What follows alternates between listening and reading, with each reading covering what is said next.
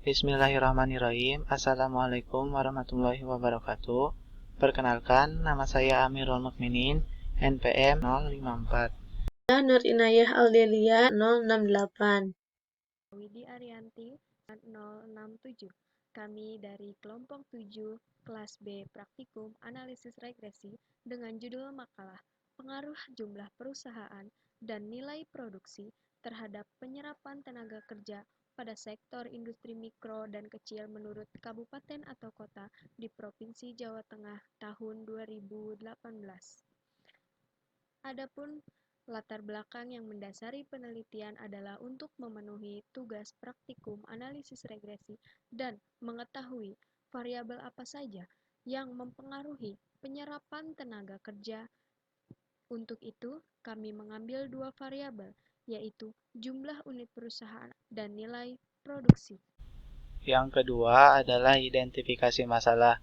Ini berisi pertanyaan apakah ada pengaruh jumlah perusahaan dan nilai produksi terhadap penyerapan tenaga kerja secara bersama-sama atau simultan maupun secara sendiri-sendiri ataupun parsial. Yang ketiga adalah tujuan dilakukannya penelitian ini yaitu untuk mengetahui apakah ada pengaruh jumlah perusahaan dan nilai produksi secara bersama-sama atau simultan maupun secara sendiri-sendiri atau parsial. Bab 2. Teori mengenai variabel. Penjelas teori variabel tenaga kerja terdapat dalam Kamus Besar Bahasa Indonesia dan Badan Pusat Statistik. Variabel jumlah perusahaan dijelaskan oleh Reja Keningsi tahun 2004 dan variabel nilai produksi dijelaskan oleh Sumarsono tahun 2003. Teknik analisis data yang kami gunakan adalah uji asumsi klasik dan analisis regresi berganda. Kami menggunakan uji normalitas, uji linearitas, homokedastisitas, uji multikoleniaritas, dan uji otokorelasi untuk mengetahui apakah data tersebut sudah memenuhi asumsi atau belum. Pada analisis regresi berganda, kami juga menguji uji simultan atau uji ANOVA, uji parsial menggunakan uji T, dan kami menentukan model regresi untuk menentukan model peramalan yang akan kita gunakan. Selain itu, kami akan menentukan juga koefisien determinasi. Yang ketiga, hipotesis penelitian.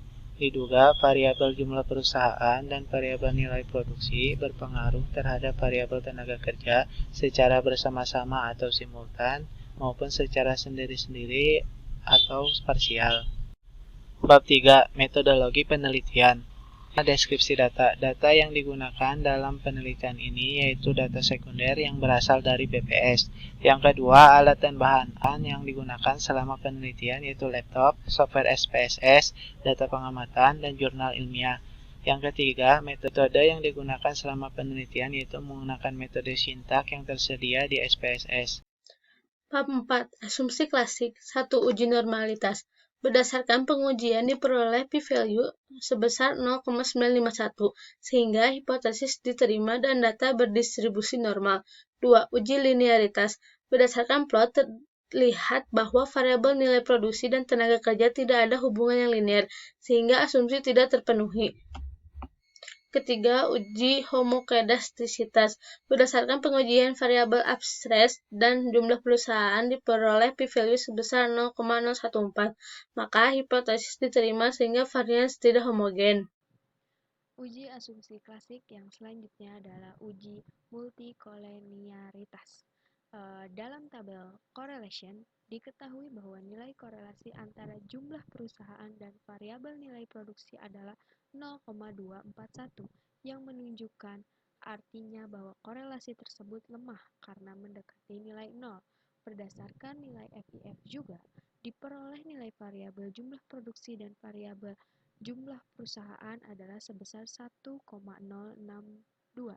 Di sini, multikoleniaritas hanya untuk menunjukkan apakah ada gejala dari data yang kami punya multikoleniaritas atau tidak. Ternyata data yang kami punya adalah tidak adanya uji multikoleniaritas, sehingga asumsi multikoleniaritas terpenuhi karena dia tidak ada. Terus, yang selanjutnya adalah uji otokorelasi.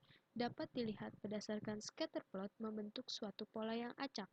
Berdasarkan uji Darwin-Watson yang kita lakukan pun, tidak adanya suatu autokorelasi yang terpenuhi, sehingga data yang kita punya tidak mengandung time series. Selanjutnya adalah uji analisis regresi berganda. Uji ini untuk mengetahui uji simultan dan uji ANOVA. Berdasarkan tabel ANOVA, diperoleh p-value sebesar 0,000.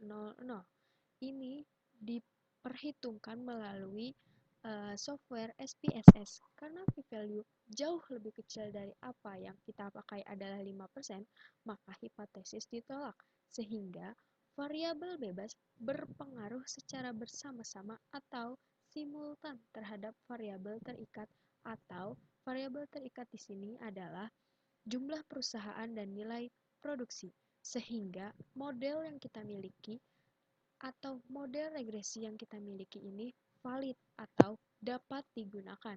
Uji parsial menggunakan uji T didapat melalui tabel koefisien yang dilakukan perhitungannya melalui software SPSS.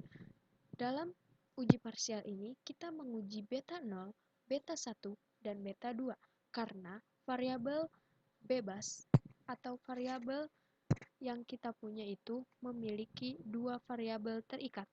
Untuk B0, p-value sebesar 0,037, sehingga p-value lebih kecil dari apa dan hipotesis ditolak, maka disimpulkan intercept harus ada dalam model yang kita punya.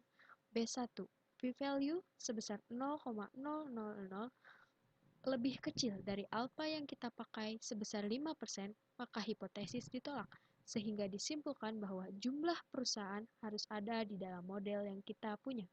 Untuk B2, beta 2, p-value sebesar 0,001. Karena p-value lebih kecil dari alpha yang kita gunakan 5%, maka hipotesis ditolak, sehingga disimpulkan nilai produksi harus ada di dalam model yang kita punya. Yang ketiga adalah model regresi. Berdasarkan tabel koefisien diperoleh Y sama dengan 6515,752 ditambah 1,692 X1 ditambah 9,491 min 7 X2.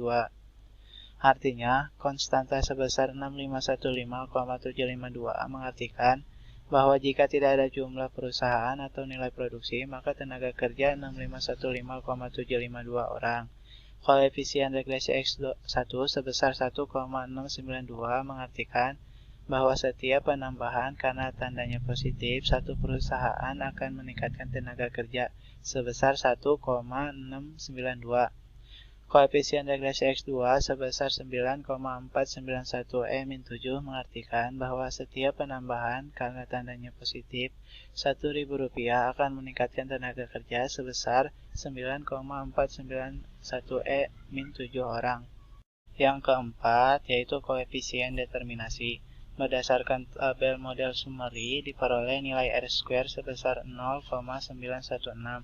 Hal ini menunjukkan variabel bebas berpengaruh kuat terhadap variabel terikat, dan juga variabel bebas menunjukkan 91,6% bahwa variabel bebas mampu menjelaskan keragaman dari variabel terikat, sedangkan sisanya 8,4% dipengaruhi oleh sebab-sebab yang lain di luar model.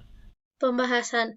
Asumsi yang terpenuhi adalah asumsi normalitas, multikolinearitas, dan autokorelasi.